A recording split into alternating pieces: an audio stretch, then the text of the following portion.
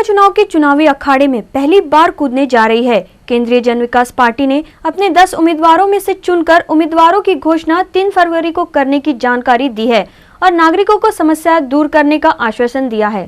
केंद्रीय जन विकास पार्टी ही नव्याने स्थापित झालेली आहे। केंद्रीय जन विकास पार्टी आपली आगळीवेगळी भूमिका दाखवण्याच्या उद्देशाने नागपूर महानगरपालिकेच्या सार्वत्रिक निवडणुकीत आपले उमेदवार उभी करणार आहे आणि आजपर्यंत नगरसेवक जे आहे ते कुठल्याही एरियामध्ये कुठल्याही प्रभागामध्ये हे फिरताना आढळून आलेले नाही आहे।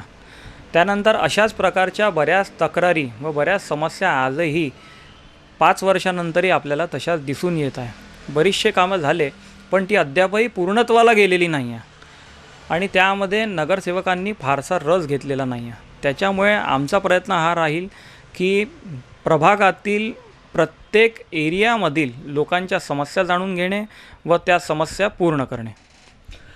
केंद्रीय जन विकास पार्टीचे किती उमेदवार तुम्ही नागपूर महानगरपालिकेमध्ये उतरवणार आहे? केंद्रीय जन विकास पार्टीकडनं सध्या 10 उमेदवारांची आमच्याकडे यादी आमची तयार आहे। त्याच्यातनं आम्ही छाननी करून योग्य उमेदवारालाच आम्ही संधी देणार आहे। त्याच्यामुळे अंतिम आमची यादी आम्ही 3 तारखेला घोषित करू।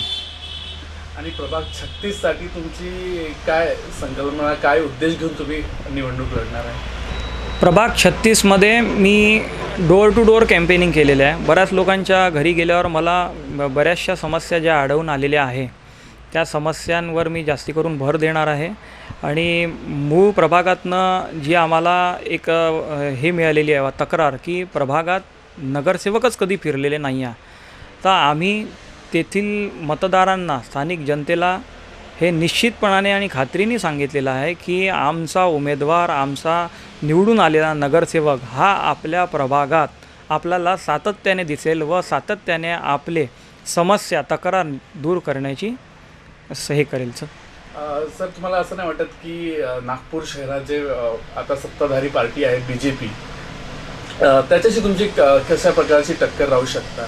नाही, आम्ही कोणत्याही पार्टीशी टक्कर देण्याचे इच्छुक नाही आहे, कारण की दुसरा पक्ष काय करतो त्यापेक्षा आमचा पक्ष काय करेल आम्ही काय करू यावर आम्ही जास्ती भर देणार आहे। त्यामुळे त्या पक्षांनी काय करावं किंवा काय नाही हे त्यांनी ठरवावं। आमच्या पक्षाकडनं आम्ही चांगल्या पद्धतीने काम करून दाखवू। आम्ही नागरिकांना योग्य ते चांगलं आनंददायी वातावरण देण्याचा प्रयत्न करू, एवढंच मी सांगू इच्छितो।